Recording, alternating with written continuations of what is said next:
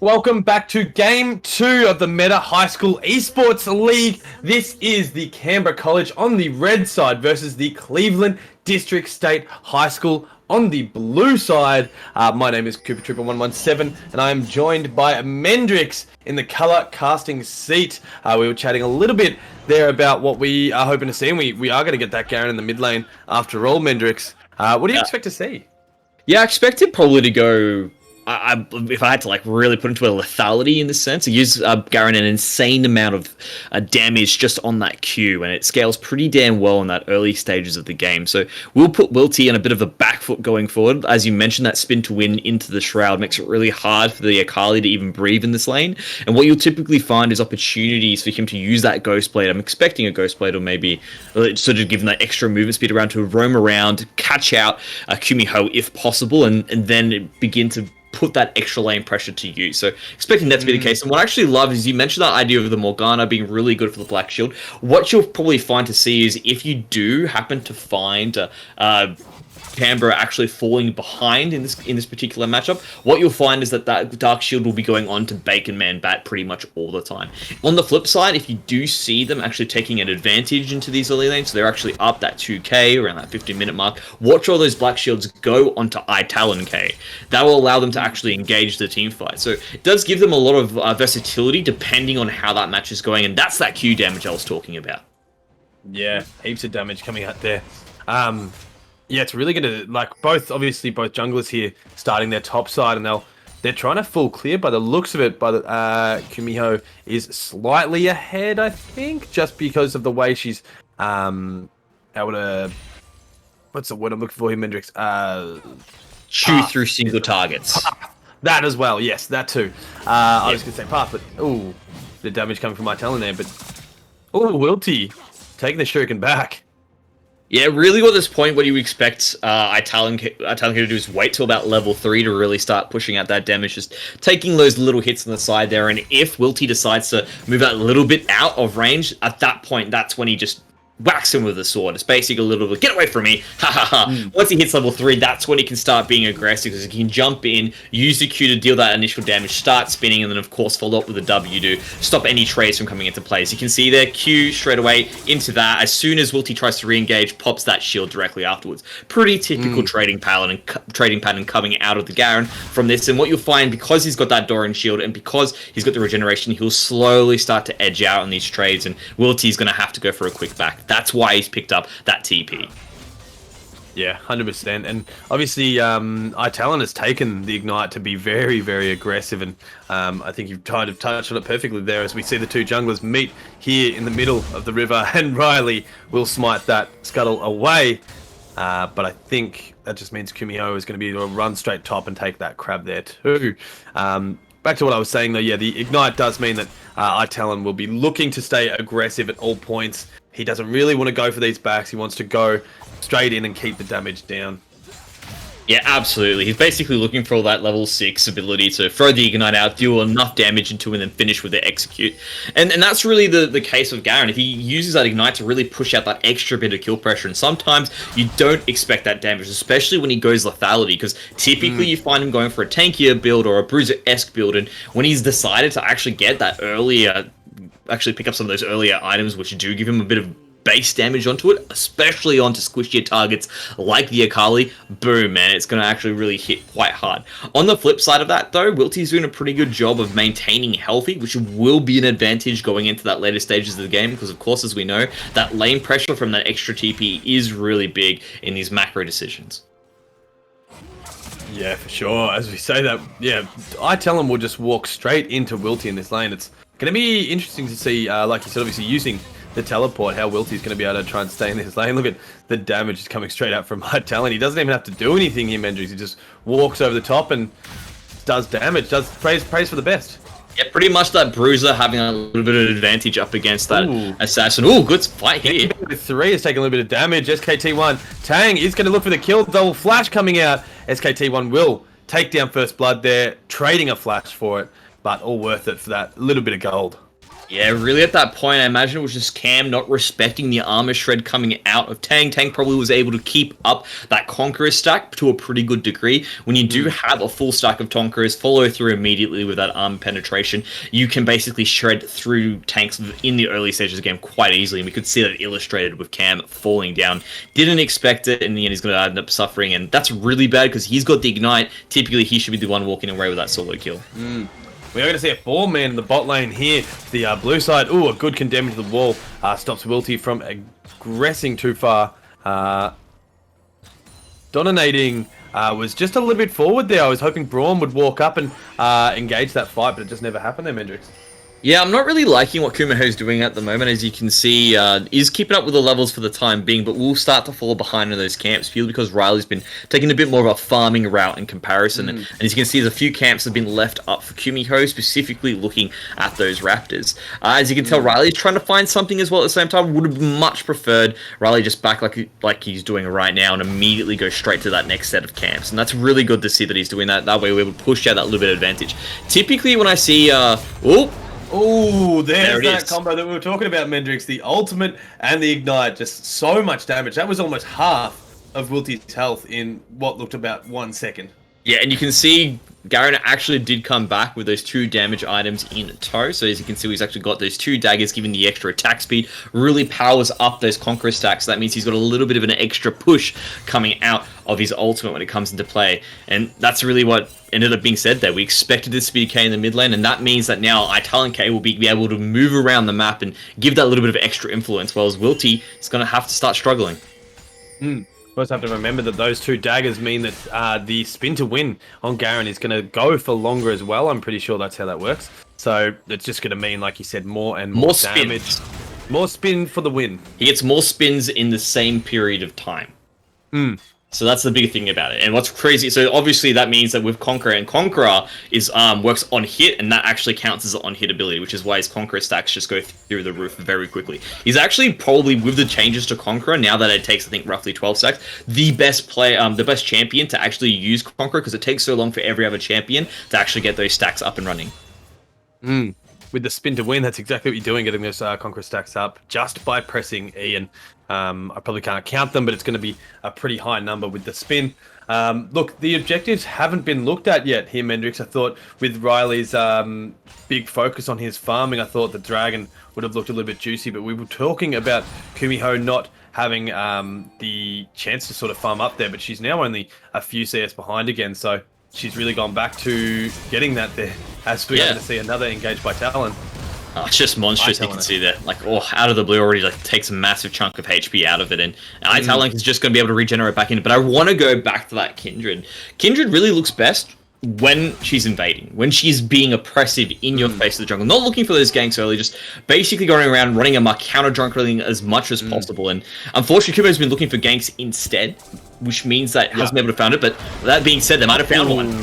Riley's going to get knocked up there. The chains are going to be called, but here comes Shen. He's going to get there just in time, but is not going to be able to... does get a double taunt, but it's not going to be enough. Riley will go down. Now Cam is stuck in place. Wilty going to use the ultimate there to pick up the kill, and that's 4 members of the blue side here going to look towards Dragon.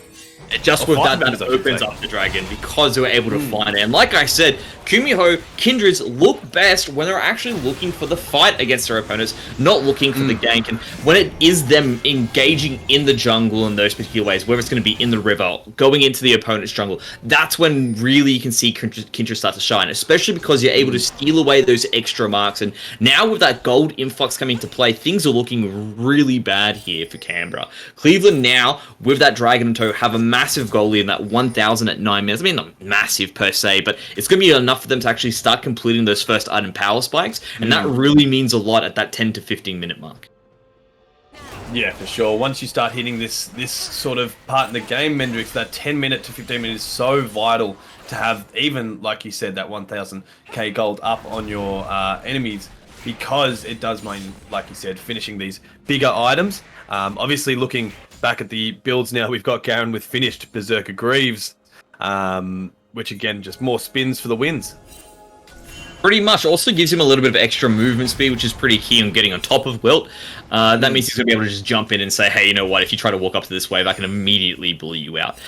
Something to really point out, though, is that Garen isn't really moving around the map as much as I would like him to be. Yeah, it's nice that he's got the kill underneath his belt. Yeah, it's nice he's got a little bit of a CS lead, but Wilty's actually been moving around the map a little bit better on those rotations, and that really is what made the difference in that initial team fight, opening up the Dragon and a big advantage here for Canberra. Oh, sorry, not Canberra, for Cleveland. Yes. Yeah, and obviously the Oceania United being used there as it was a bit of backup, but they really did throw everything to pick up those kills to try and get that little bit of a lead back towards them, which, yeah, on top of the Garen kills, very useful. But, yeah, it was almost like Talon was looking just solely at the mid lane farm and keeping his farm lead as well as pushing that wave as fast as he could. Whether that be a team decision or a him decision to keep that going. But a good condemn onto that wall there. Rel going to get a knock up there as well. The Magnet Storm going to get called. The double man stun, but Bacon Manbat is going to take a heap of damage. But look at Riley there being able to black shield him, keeping him alive. The ultimate from Kindred is being called. Bacon Manbat is going to get ignited there to go back in and will die. Not Jon Snow is looking very low. The flash coming from donating is going to go too. Riley looking low, and down goes so many of the members. There's another Garen solo kill onto Wilty, and it's just Kimiho left in the bot lane.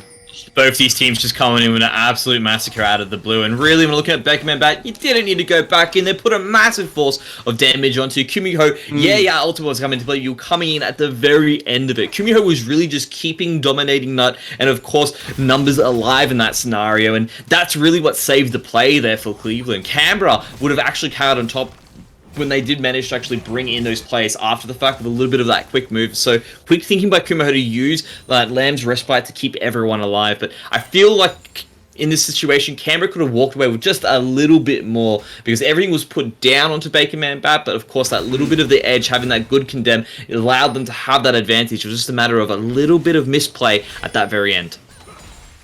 Yeah, for sure. I mean, there was a lot of factors there as well. Obviously, Bacon Manbat, yeah, went in, probably didn't need to, but it was still looking to support his team. But as soon as he walked back in, Braum dropped that Ignite, and as soon as that Ignite went down, we all knew that the heal from Lamb's Respite was not going to be enough to keep him alive. A little bit unfortunate. And even, I think, the Riley's Tormented Soil from the Morgana is what picked up the donating Nut there. Oh, it does so much damage, really, and especially when you're lower on HP, it just ramps up even more. It's kind of like a mini execute in its own right, so you really do have to be paying attention to that Tormented Soil when it is on the ground, because if you're low on HP, you just find yourself blowing up out of the blue. Yeah, for sure. And with like Leandri's Anguish being picked up there, it's just going to be melting through some of these bigger members, being SKT1 Tang and the Braum as well. Well, that's a good thing about having that Leandri's Anguish. The idea is that if you do have those beefier members, that percentage HP allows you to chew through it. I mean, to be honest, it's not really that necessary because you have a Vayne. I mean, percentage health, true damage is pretty damn huge, but obviously it's nice to have at the end of the day as well with other champions in other places. They don't exactly have the beefiest team, so that HP shred's not the biggest deal. Ooh, but I mean, damage is Riley damage. I don't think they're going to get anything because Brom's pretty good at just disengaging fights. So I imagine that's going to be the case. But Talon, if he can find that Q, that probably is going to be a dead Akali at this stage in the game. Ooh, the Dark Binding will connect there on Braum. He's stuck in place. Yeah, Magnet Storm is going to go down, but a huge Glacial Fissure stopping Riley in his place. The culling is going to go out, but huge teleport coming from Tang there. Going to get the knock up there. He's going to take down these members of the bot lane. A great teleport, equaling a double kill. And Wilty is 1v3 right now, almost taking down Bacon Manbat again, but the shackles of pain will come down for Morgana, stopping him in place. And Bacon Manbat learned his lesson from last time. He's going to try and back out real quick just before SKT1 Tang was able to find him. Yeah, when I look at that play, it just felt like Canberra just wasn't on the same page. You had your damage running off in the other direction, not really getting anything out of it. I don't think these two bruises will have anything too crazy coming out of it, so I'm going to go back to what I was talking about before. And the big reason there is because they had their two teams split out instead of staying together and being on the same page with that play. Cleveland are coming out well and truly on top. They're now getting all the objectives. As you can see, dropped in Rift Herald in a very good position. That's going to open up the Dragon directly afterwards. And these Shen ultimates, although they seem to be on par point just aren't hitting the way they should be, because every single time it's on a member who's either underneath a tower, ends up getting themselves isolated, and he just dies off the back of it. So feeling really bad for Cam at the moment, because typically you want those Shen ultimates to be life-saving, not life-killing. Yeah, for sure. And obviously that first fight we did see where Riley got caught, Stand United was not available. And obviously that's a massive ultimate for the team over at Canberra, because you've got this, it's such a game-changing ultimate. Like you said, Mendrix, it's something that can change the tide of a fight with only a few seconds. So we are going to start seeing these teams look towards Dragon. As I say that, Kumiho is going to start dewarding and probably start the Dragon at some point. Yeah, we're just clearing out the walls here for the time being, and making sure they've got play for it. At this point, they've got so much control on that side. I don't really think there's a way for Canberra to contest, although it looks like they might be trying to go for it, but wisely just saying, you know what, just let them have this Dragon. I don't think anything is going to come of it in the end, and just continuing to push that lead ahead. And if I have to look at anything, I have to really talk about the graces of Canberra keeping up with gold. If you can still remain within that 2k mark, you're relatively competitive going forward, and that's a big advantage to have, especially when there is more standing gold available to you. If I had to say what they need to do to really turn this around, it needs to be to isolate this Kumiho if possible. Look to actually pick them up before they have ability to use that Lamb's Respite. Looking specifically at Riley and Talon to make it happen. If you can land a binding and then kill the Kindred within the silence that Garen can put out, that's your opportunity to start winning the team fights. Because if Kumiho can survive the initial onslaught, the Lamb Respites go down, all that damage you put into it's going to be too much, and Cam might be done. Finding the Soul Shackles will connect, and I think Wilty is going to go down there. He will. Heaps of damage coming out from Cam and Riley there, and not Jon Snow is going to be fine, able to walk out. Yeah, wrong place at the wrong time. You can tell Wilty thought we'd be able to pull something out, but Riley just happened to be in that place. Just at this point, it gets hard to actually manage where the junglers are going, but Kumiho wants to get that return kill. Oh yeah, chasing down Cam. He's going to do what he can, but the taunt here is just not going to be enough. Maybe the flash will be, but the dash, huge damage coming down from Kumiho. It has managed to finish that Kraken Slayer. That means that extra damage will be just chewing away to any real tank, and that's one of the real strengths of Kindred. Doesn't matter if you're beginning to build up that HP and defensive stats, she will be able to chew right through it if she's well and truly accelerated. And if we can see with Kumiho, 402, definitely doing a lot at the moment with that 500 gold bounty, and this is why you need to shut her down. She has the ability to be a glass cannon, can be blown up, and you've got the tools to do so before that Lamb's Respites. If you can take her out, a lot of options begin to open up for Canberra, and that means they need to make sure she's out of that equation before those teamfights come to it, because they've got so much to engage. I mean, the Garen needs to run in, the Rel's going to run in, the Shen is going to be there with whoever ends up being the first initiating target. The only person that's really going to be backing out of these scenarios will, of course, be Bakerman, Bat, and Riley, but even Riley likes to get into the middle of the team fight, drop her ultimate, and then you use the hourglass to basically lock into the play. So a lot of engage on the side here of Canberra, and for them to really utilize that Kindred needs to be off the board. Yeah, well, I mean, you've got to look at the Kindred here as well, Mendrix. 4-0. I mean, the damage coming out from her is immense, but then, like you've just outlined, the ability to keep the team alive and keep them from not going down in these big fights where, you know, Talon is trying to do the damage, and Riley, you know, is looking for a huge Soul Shackles on the enemy team, and with the Lambs Respite up, those things just start looking less and less useful. Absolutely, off the back of it. So I'm really trying to think now, what is the way for the lead to be pushed ahead here for Cleveland? I mean, they are holding it for the time being, especially with those neutral objectives, and this looks like this might be a way to do it. Oh, yeah. Wilty's looking, but there's two people in the top lane. Kumiho, he's going big. The Talon, he's not going to be able to get the Stride Breaker in there. He's going to get stuck on the wall, but look at the damage coming out on Cam. He's going to be very careful. It's 2v2 in the top lane. Riley with Dark Binding going wide. Yeah, really at this moment in time, you can see what they're trying to do now. They're trying to force away the Shen. They understand that the weak point is going to be Cam at this point. He's really behind on CS. He's really behind in kills. Just behind the 8-ball up. Big engage. Huge flash there from SKT Tang. The Condemn is not going to be enough. Talon in the top lane as well. Going to take down Wilty, but the fight down the bot lane. Riley's there as well, but it's a 3v1 now. Binding will hit, but Cam and Kumiho are still alive in the top lane. Yeah, I was talking a lot about the engage tools that Canberra had, but I really didn't look at the ones available for Cleveland here, and really looking at Wukong and Braum to just start that fight. Even though there was some, I mean, I'm looking at these summoners being available and not being used, so that's probably a big glaring point there. Perhaps you guys should use those summoners just a little bit earlier if you want to be able to survive, because right now they're taking everything. Oh wow, like these guys are being repo men at the moment. They're well and truly walking into the house, taking the TV, taking the couch, and saying, you know what, we'll be back tomorrow to finish off the rest of the job. Yeah, 100%. It was a very good use of the invisibility from SKT1 Tang. Obviously, getting the flash there as well. So at the very last second, Bacon Manbat literally had no time to figure out what was happening. And the Cyclone went down for Wukong, and it just really stopped the ability to get out. And obviously, with Riley backing off there, realizing he'd been seen, going back to farming, and they used that as the engage tool to just push that and make sure that he wasn't going to come through at any point in time.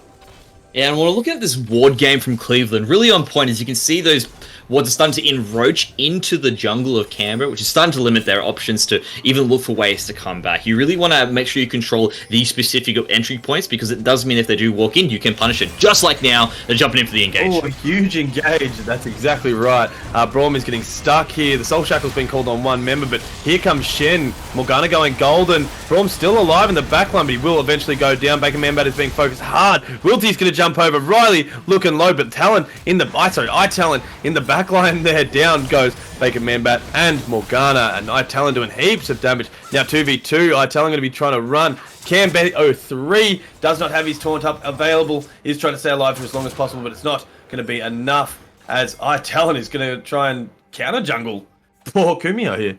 I mean, it was one way to look at it. They do manage to get a massive shutdown in the Kumiho in this scenario, which is something to say. But at the end of the day, Cleveland do come out on top of that team fight. And it seems to be time and time again that really the rotations are just going the way of Cleveland. They're there faster. There was a catch at that moment. Oh, Talon's maybe, yeah, he's jumping to go. Yeah, and he does have the doesn't have the ultimate available, I should say. Doesn't have Ignite there either. He's trying to go in. Flash coming out from Wilty to keep him alive, but not Jon Snow might be looking to stop backs. The Flash and the Magnet Storm. The Ignite is coming out. That is looking like a dead Wilty right there. And Wilty. Not Jon Snow will pick that one up. Oh, I'm not sure why Wilty went in. He might have been able to actually get out of that, but in the end, that's fun. It's good that they found a consolation prize. That's what really it was at the end of the day. Really a bad place to back. Wilty should have just made his way towards the back of the Dragon Pit, used a shuriken to fly over, and would have been completely safe and not given up that little bit of a donation. Talon K, not sure what he was thinking. Okay, I know what he's thinking. He wanted to be the hero of the team, jump in, get the kills, be the guy, run away with the car, and basically have himself this fancy-looking partner while he's at it as well. That massive entourage at the back of it. Unfortunately, he did end up falling down, and he shouldn't have died in that scenario.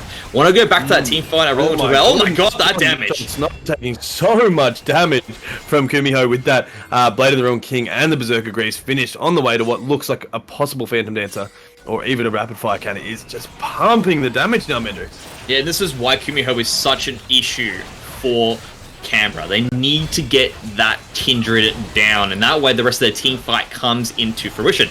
That being said here, look at how quickly they're chewing through this. That accelerated lead being available. Is it going to be a Baron throw? We'll find out now. Oh, good Glacial Fisher there. Not going to get the Baron, but not Jon Snow is going to go in to try and stop it. But look at Riley. He is stuck between a rock and a Kindred, going golden with the Soul Shackles. Still on, not going to finish that off, though. A good Shen ultimate, but not good enough. Now this is where Cleveland are going to start running away with it, I think, Mendrix. Oh, absolutely. They're well and truly on that stage. 5k up at this point in time. They've got all the members dead, and with a Baron power play in their back pocket, they're going to go for it.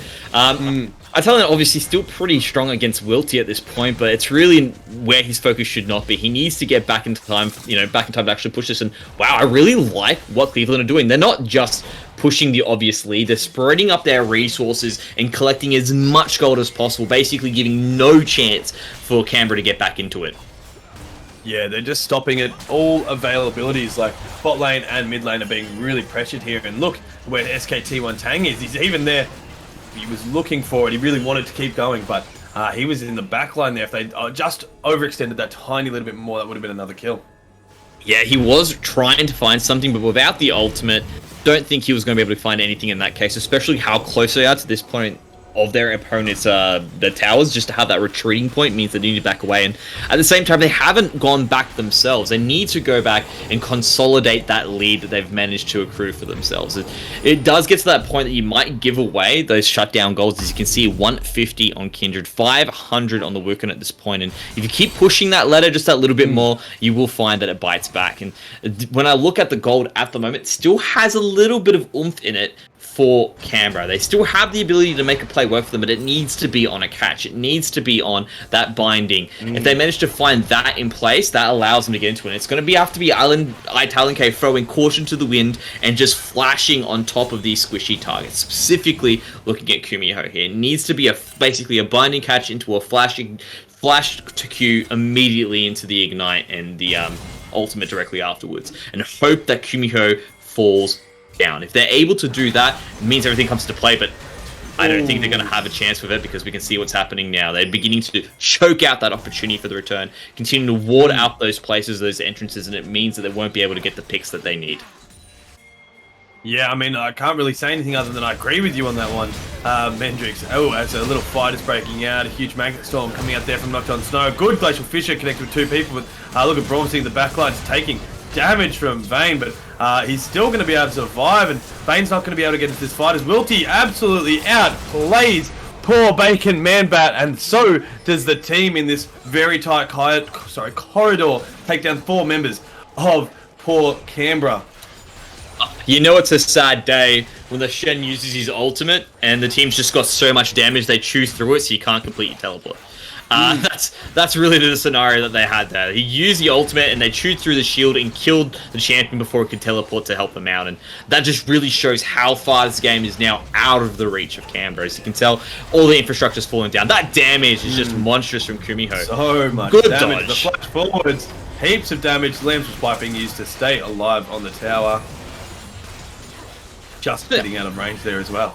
That's pretty much all she said at this moment in time. I think really for the Canberra to come back now, you need Cleveland to disconnect all 5 members for a solid 5 minutes for them to actually just get enough gold accrued to bring it back at this point. And yeah, it's hard to say that, but at this point, when you see that gold lead, when you see the amount of infrastructure that has fallen down, it really does turn into that snowball effect, and the avalanche is coming. Cleveland are here to win. Yeah, 100%. They're going to start taking the rest of these dragons. And I mean, in theory, they probably don't need them here, Mendrix. But let's just say, as a hypothetical, they do get this fight. And like we were talking about, stopping Kumiho from doing anything, I still think that you're kind of looking at the dominating Nut and as well as SKT1 Tang pumping out a heap of damage and being those big front liners that I still think... I mean... I can't sleep on Wilty either. I'm not sure if you've seen how well he's engaged into the back line of these fights and just absolutely decimated Bacon Man-Bat with a couple of cheeky shuriken throws and good use of the ultimate. For this game to turn around, it really does need to be Cleveland not moving as a solid 5-man unit. If they do decide to send one member just a little bit too far in that overextension of 4-1 and really good rotations coming out, never mind that. Talon might be in a bit of trouble. Good flash. I like the positioning he took to get out of it, but to be honest, he shouldn't have been there. Right now, you need to be using the buddy system. Guys, remember when we were told to hold hands when we're out on excursions? Well, when you're excursioning into the jungle at 28 minutes, when it's this far ahead, you kind of need a few more members to make sure you can get those wards down safely. Yeah, I mean, we've seen Riley go down a few times now, just trying to clear wards, get a little bit of vision, and he's such a massive part of the team, being the jungler, so he goes down, it's free reign for those objectives. Yeah, I can really see what the options now beginning to open up here as well for Cleveland. They can continue just to shove out here, keep the pressure in a number of places, and then just pick up the Baron for the finishing blow. That's really going to be their play. Baron also is the one opportunity that Canberra will have to come back into it. I mean, it's up in the next 30 seconds, so I imagine they're probably just waiting for that to be their next play. And if they can force a Baron throw out of Cleveland, buy themselves at least another 10 minutes, they can start to scale themselves up and maybe get back into the game. But looking at that ward control all around, it's basically walking through enemy lines in your own jungle to even get in there and take this Baron. Yeah, for sure. And it's going to be hard, being that Kumiho has just hard pushed these lanes, and you can even see Tang there waiting for it. Look how fast this Baron's health goes down, though. Yeah, really just playing it textbook at this point. Shove those lanes out, get absolute lane pressure, all of that control in the jungle, and basically have no option for there to be a dragon still. Oh, and Riley is going to get caught out again. The flash is available, but Wilty is going to flash in as well. Going golden is not going to stop you going down, Riley, unfortunately. And like we said before, Riley going down here means this is now a 4v5, and Cleveland have Baron buff, and they're looking to end. Yeah, you can see they're just going to beginning to push it out and through here. All the pings are going down in terms of what they can do, and I think, to be honest, they could just slowly shove this out, get those inhibitors down, and make it a 3 inhibitor push, and just play this out nice and easy. Nice engage, though! That Wilty is going to go down thanks to not Jon Snow. Tang is going to walk away, but dominating, and Kumiho just pushing this base in, just trying to stop it from regenning at all. Yeah, that was actually great presence of minds there from Canberra. That's what exactly they need to do. They said, hey, you know what? They've spread themselves thin again. If we engage with 3 people onto 2, we can take a nice pick. And they did get Wilty, losing no one in return. Riley was dead that entire time, and he's arguably one of the biggest members for their team at this point. So for Canberra to pull that off gives them a little bit of hope. Still very, very high odds for them to come back into it. Yeah, for sure. I mean, it is a quick little break almost, Mendrix. It's just a deep breath, but I don't think that breath is going to be deep enough to have them pull this game back. Yeah, there's this point they're just trying to hold on. Really want to look at it, they would have to somehow bring this game to a 45-minute mark in order for them to relatively be competitive once again. And of course, by that point in time, they're probably going to have an Elder, another Baron, another, and basically have everything they need to really put this game out of the reach. So a lot needs to happen, possibly a few miscalculations on Cleveland's part as well to just sort of help out Canberra in this case. And the way they're moving at the moment, they are pretty, I guess you could say, conservative with their approach. The one time they decided to be a bit more aggressive and move out and liberate all their members, that's when they were punished with Wilty's death. And now they decided to go, you know what, let's just slow it down. Let's get that last dragon. That way, when we choose to make an engage, it's 30 seconds until our next ultis are up, and it doesn't matter. Yeah, for sure. And I mean, this Baron buff is just about to go down, but we're looking at Dragon coming up in about 15 seconds, and this will be Soul Point, Cloud as well. So things like Lamb's Respite, the culling, and I mean, it's going to be great on all of these champions. It is good understanding from both these teams to realize that at this point, it is going to be Cleveland's game to lose. And I really like this conservative approach coming out of Canberra to say, you know what, you're going to have to bring it to us. And I think they're going to be waiting until they decide to go for that final fight and actually take out the 2 Nexus and Nexus turrets. That's really going to be their way to come back into the game when you have those extra mana. But they're engaging now. Ooh, they are. Yeah, they're going to get that knock up on Braum, but that's not the person you want. Look at the massive amount of damage coming out from dominating, but massive knockups coming from Tang as well. I think that was 4 members. I tell him do what he can, but look at Wilty in the backline, absolutely decimating Bacon Manbat. Donating is doing heaps as well. Riley is not going to be able to stay alive. Lamb's Fight does get used under the tower, but that is pretty much not going to stop anyone as both towers will go down. And I think here, Mendrix, is Cleveland's game to win. I tell him do what he can, but there's just not much that he can do.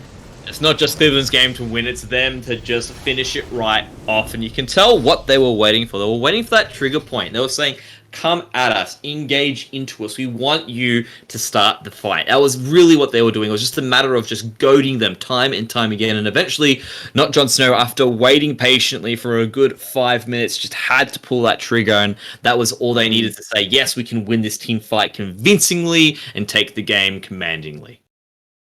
Yeah, Kumiho topping damage charts there with almost 24k damage. To put that in perspective, the next person that was behind them was the Morgana with 19,500 damage. So a huge game by Kindred playing that one. Kumiho playing the Kindred, I should say. But a massive congratulations to the Cleveland District State High School for winning that game there. But we do have to do MVP, Mendrix. Oh, do we? MVP. If I had to really look at it and put something down as something, I'd have to actually give it to Kumiho in that scenario. Purely because even though he had a slow start, his ability to begin running around the map and start being that pressuring force for the rest of the team in that mid game is what really drove that victory. So 9-1-6 in that case, I'm giving it to Kumiho. Yeah, big thank you to Optus and the Torrens University of Australia, and obviously Billy Blue College of Design for our MVP screen, which, as Mendrix has just outlined, is going to go to Kumiho. A massive game played, and you could just see how dominant they were on, and how well they knew their champion. Obviously, almost flame horizon. No, actually, flame horizoning Paul Riley in the jungle in the end there. And after we were chatting about it, that Riley was so far ahead in CS, it's a very good effort. But we are going to take a very, very short break here at the Meta High School Esports League, as we do have two Victorian teams coming up next. That is the Melbourne High School versus the Melbourne High School coming up next. So please do not go anywhere. Games are up next.